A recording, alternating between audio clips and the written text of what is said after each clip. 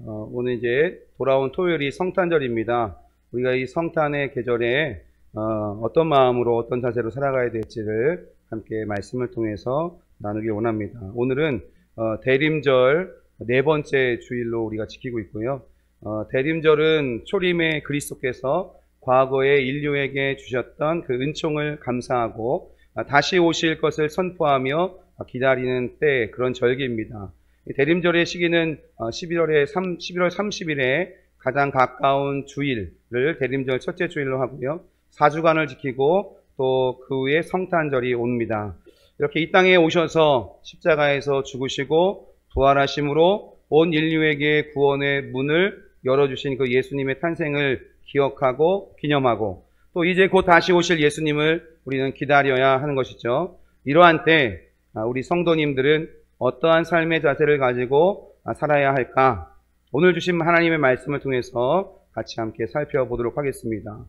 완전한 순종으로 온전케 되신 예수님을 우리가 먼저 생각해야 되겠는데요. 오늘 본문의 말씀 7절을 같이 읽습니다. 그는 육체에 계실 때 자기를 죽음에서 능히 구원하실 이에게 심한 통곡과 눈물로 간구와 소원을 올렸고 그의 경건하심으로 말미암아 들으심을 얻었느니라. 아멘. 여기서 죽음에서 능히 구원하실 이에게라고 기록하고 있고, 예수님은 그런 죽음에서 구원하실 이에게 기도하고 계시다. 이 얘기는요, 예수님은 하나님의 주권을 믿고 의지하고 계시다라는 뜻입니다. 또 경건하심이라고 말씀하셨는데 이것이 두려움, 경외, 경건, 존경, 공경, 존경 이런 뜻을 갖고 있어요. 그래서 하나님에 대한 전적인 신뢰와 약속하신 것을 반드시 이루시는 그 하나님에 대한 예수님의 경건에서 우러나오는 복종을 말하고 있다라는 것입니다. 또 심한 통곡과 눈물로 간구와 소원을 올렸고 라는 구절이 있는데요. 예수님께서 잡히시기 전 겟세마네 동산에서 기도하시던 모습이 떠오릅니다. 우리 마태복음 26장 37절부터 같이 또 읽어봅니다. 베드로와 세베대의 두 아들을 데리고 가실새 고민하고 슬퍼하사 이에 말씀하시되 내 마음이 매우 고민하여 죽게 되었으니 너희는 여기 머물러 나와 함께 깨어 있으라 하시고 조금 나아가사 얼굴을 땅에 대시고 엎드려 기도하여 이르시되 내 아버지여 만일 할만하시거든 이 잔을 내게서 지나가게 하옵소서. 그러나 나의 원대로 마시옵고 아버지의 원대로 하옵소서 하시고. 아멘. 예수님이 그 제자를 데리고 겟세마네 동산에 올라가서 기도하실 때 내 마음이 매우 고민하여 죽게 되었다. 그러니 너희는 여기서 머물면서 나와 함께 좀 기도해다오 라고 말씀하시고, 땀방울이 흘러 핏방울이 되는 것처럼 그렇게 간절하게 주님께 기도하셨습니다. 어떤 기도입니까? 주님, 아버지, 할 수만 있거든 이 잔을 내게서 좀 옮겨주십시오. 이게 예수님의 마음이에요. 지금 너무나 심각한 매우 극심한 고통 가운데서 어떻게 하면 이 고통을 좀 면했으면 좋겠다라고 하시는 마음. 이 고통이 너무나 큰 것을, 극심한 것을 알고 계시기 때문에 할 수만 있다면 아버지 이 잔을 좀 내게서 옮겨주세요 라고 기도하시는 거예요. 그런데 주님은 거기서 멈추지 않으시고 그러나 나의 원대로 마시옵고 아버지의 원대로 하옵소서라고 기도하십니다. 내 마음, 이 극심한 고통 가운데 내가 너무 힘들고 괴롭지만, 그래서 이 잔을 피하고 싶지만 주님 내 원대로 마시고 아버지의 원대로 되기를 원합니다 라고 기도하시는 것이죠. 이것이 바로 예수님의 경건하심입니다. 즉 그의 경건하심으로 들으심을 얻었다라고 오늘 본문은 말씀하고 있습니다. 즉 순종하심으로 들으심을 얻었다라는 것이죠.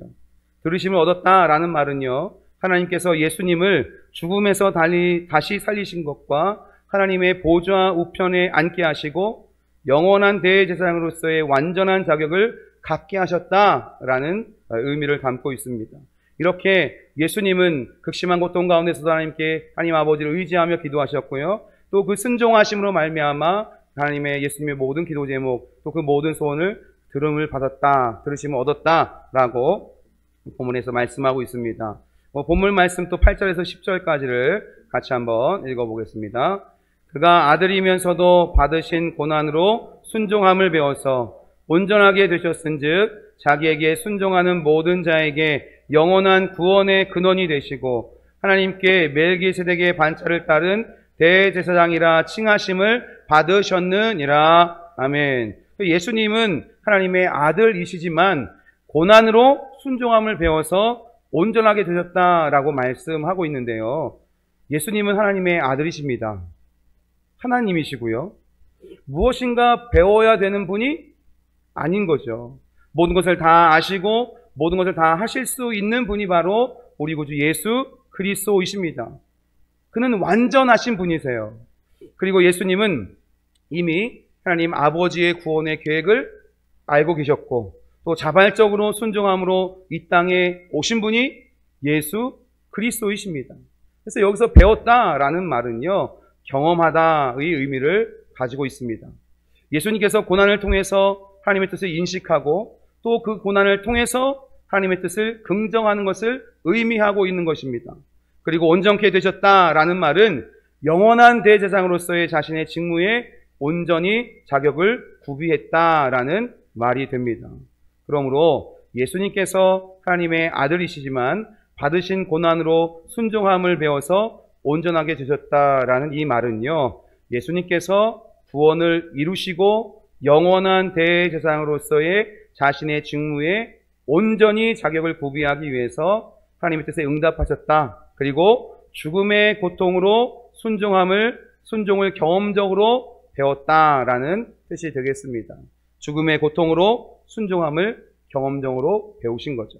하나님의 뜻에 죽음의 고통으로 완전한 순종을 하신 예수님께 하나님은 모든 이름 위에 뛰어난 이름을 주십니다.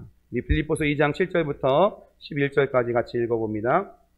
오히려 자기를 비워 종의 형체를 가지사 사람들과 같이 되셨고 사람의 모양으로 나타나사 자기를 낮추시고 죽기까지 복종하셨으니 곧 십자가에 죽으심이라.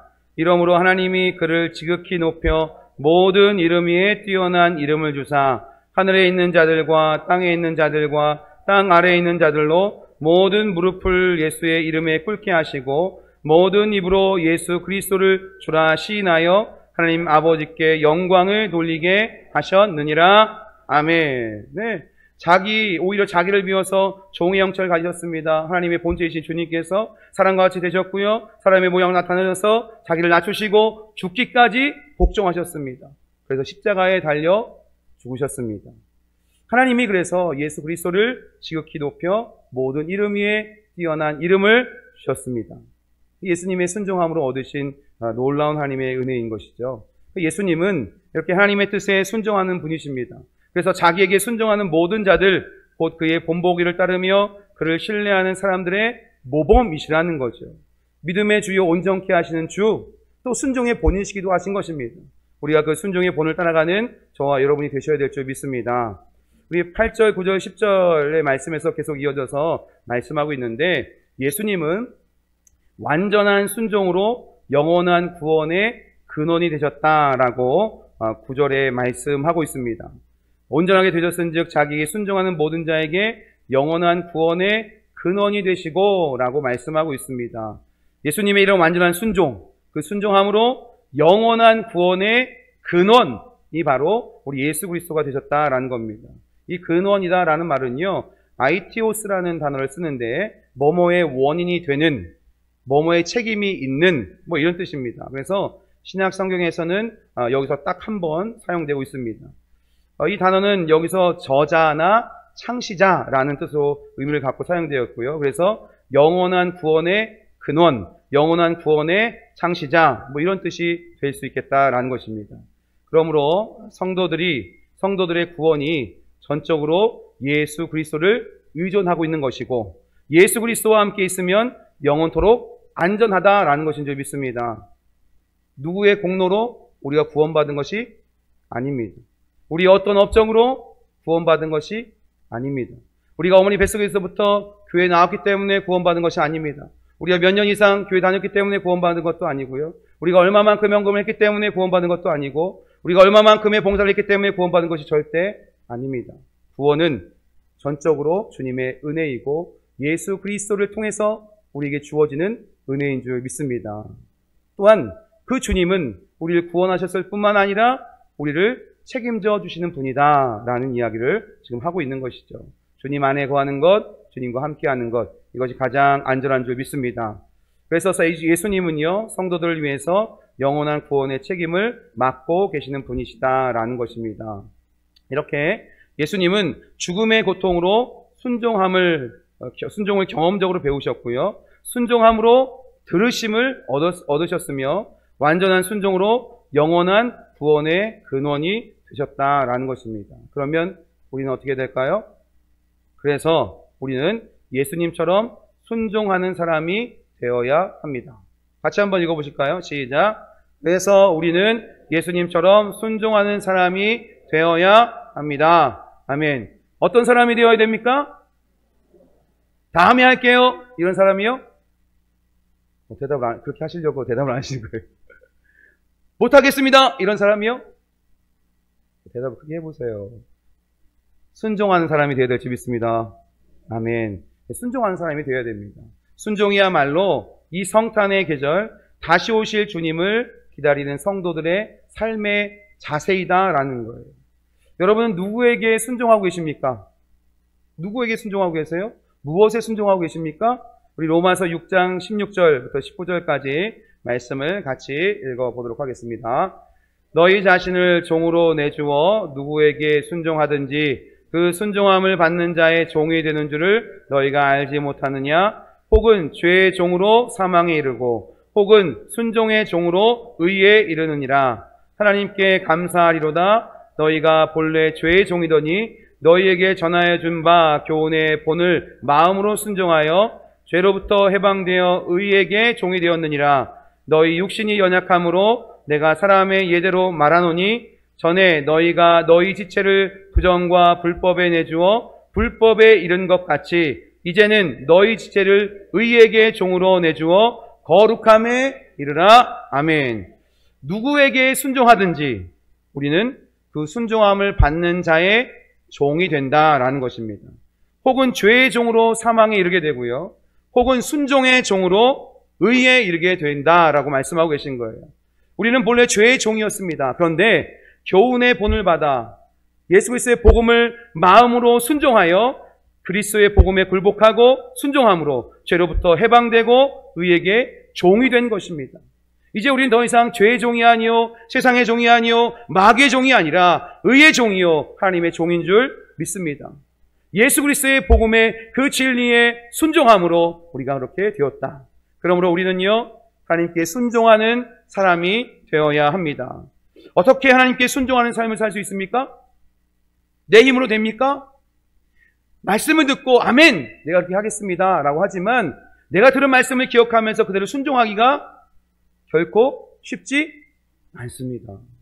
그래서 완전한 순종은 성령을 통해서 가능하다라는 것입니다. 사도행전 5장 32절 말씀을 같이 읽습니다. 시작. 우리는 이 일의 증인이요 하나님이 자기에게 순종하는 사람들에게 주신 성령도 그러하니라 하더라. 아멘. 성령께서 우리로 하여금 하나님을 믿게 하시죠. 하나님의 말씀에 순종할 수 있도록 우리를 이끌어 가시는 분이 바로 성령님이시다. 그리고 그렇게 순종의 결단을 하고 순종하는 자들에게 또한 더 큰, 더 충만한 성령을 우리에게 부어주신다라는 겁니다. 그러므로 우리는 성령의 충만함을 간구해야 됩니다. 성령의 지배하심과 인도하심 가운데 살아가야 합니다. 우리의 육체의 소욕을 죽이고 하나님 말씀에 순종함으로 하나님의 뜻을 이루어 가야 한다라는 것이죠. 여러분, 성령의 충만함을 간구하시고 성령께서 행하시는 대로 따라 행하며 성령께서 인도하신 대로 순종하며 살아감을 통해서 하나님의 놀라운 은혜, 순종의 열매를 맺어가시기를 예수님의 이름으로 축복합니다. 이렇게 순종하는 사람들에게요, 주님은 은혜를 주십니다. 그냥 순종만 해라 그러신 것이 아니라 나에게 순종하는 자에게 내가 이러한 은혜를 베풀어 주겠다라고 약속하시는데요. 오늘 7절 말씀에 보니까 그는 육체에 계실 때에 자기를 죽음에서 능히 구원하실 이에게 심한 통곡과 눈물로 간구와 소원을 올렸고 그의 경건하심으로 말미암아 들으심을 얻었다. 들으심을 얻었다라는 얘기는 뭐예요? 응답하셨다. 그러니까 하나님에게 순종하는 자, 하나님께 순종하는 자에게 어떤 은혜를 주십니까? 기도에 응답을 주신다라는 겁니다. 여러분, 이렇게 순종하셔야 기도의 응답을 받으실 수 있습니다. 순종해야 하나님이 그 다음 일을 이루시며 그 다음 일을 하게 하시고 그 다음 응답을 하게 하시죠. 나는 순종하지 않으면서 왜 주님 응답하지 않으세요? 라고 하면 하나님이 무척 섭섭하실 것 같습니다. 내가 이렇게 하라고 했지 않니? 나만 따라하고 했잖아.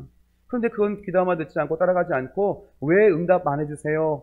라고 땡깡 부리는 어린아이와 같을 수 있다라는 거죠. 여러분, 순종하실 때 기도의 응답이 있게 되는 줄 믿습니다.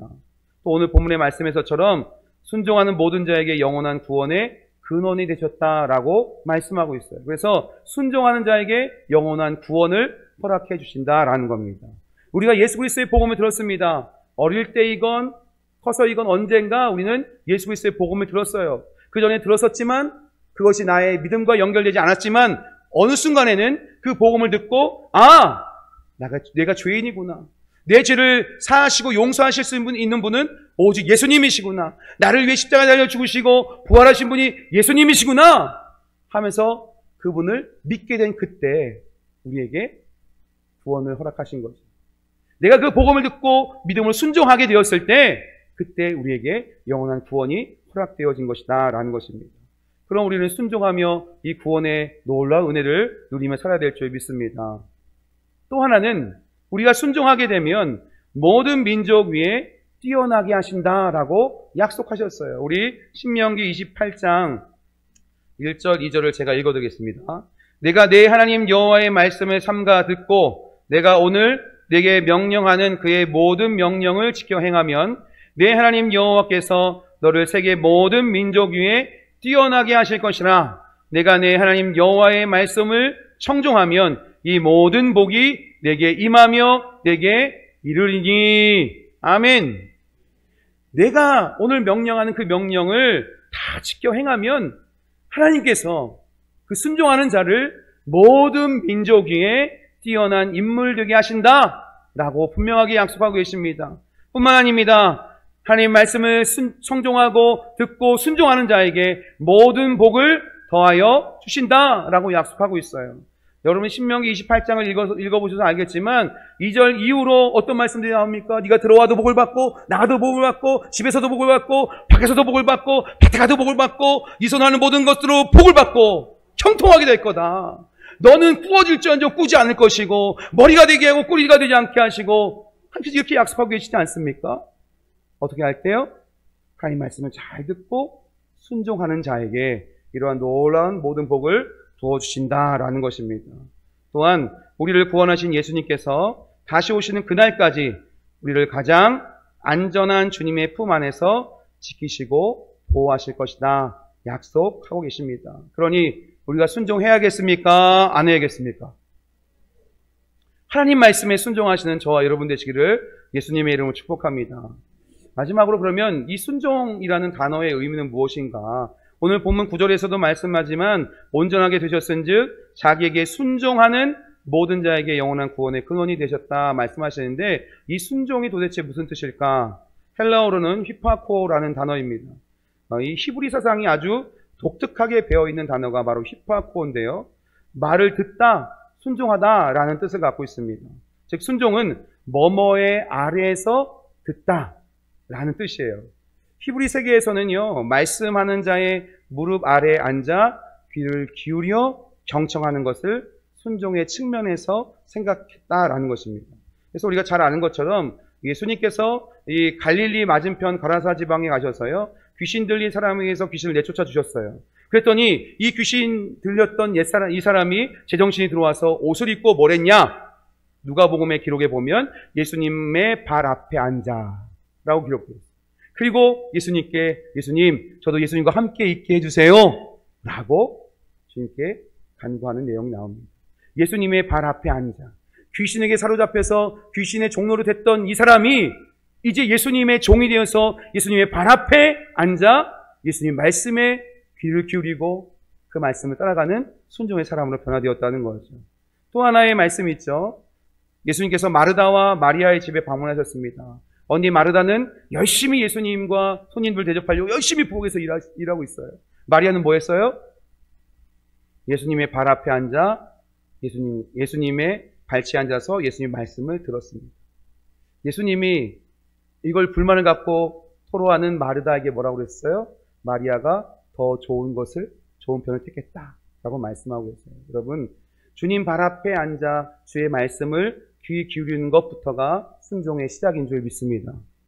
그 주님 발 앞에 나와 주의 말씀을 귀 기울일 때 우리는 주님 무엇이든지 말씀하세요. 제가 듣겠습니다. 제가 듣고 주의 말씀대로 순종하겠습니다. 라는 마음으로 주님 앞에 나오셔서 주의 말씀에 귀를 기울이셔야 되는 거예요. 주님 어디 한번 말씀해 보세요. 제가 상황과 형편과 여러 가지 여건을 다 따져보고 제가 할 만한 것은 하고 그렇지 못한 것은 전혀 안 됩니다. 아시죠? 이러지 말라는 거예요. 순종의 마음을 가지고 내가 무엇을 말씀하시건 순종하겠습니다. 라는 이 순종의 결단을 가지고 주님 앞에 달려나와 그 발 앞에서 주의 말씀을 들으라 라는 것입니다. 오늘 본문 9절에서는 순종하는 이라는 표현이 있어요. 이 순종하는 이라는 이 단어는 능동태로 쓰여졌습니다. 즉 능동적인 태도로 늘 변함없이 순종하는 자세를 바로 의미하는 거예요. 오늘 본문이 말하는 이 순종의 의미는요, 그래서 이렇습니다. 예수님 앞에 나와 주의 말씀에 귀를 기울이고 무엇을 명령하시든지 어디로 인도하시든지 주님을 신뢰하고 의지해서 능동적이고 자발적으로 변함없이 순종하겠다라는 뜻을 담고 있는 것입니다. 여러분, 이런 진정한 순종하시는 여러분 되시기를 예수님을 축복합니다. 말씀을 마무리합니다. 사랑하는 성도 여러분, 주님만 믿고 의지하셔서 날마다 겸손히 주님 앞에 나아오시길 축복합니다.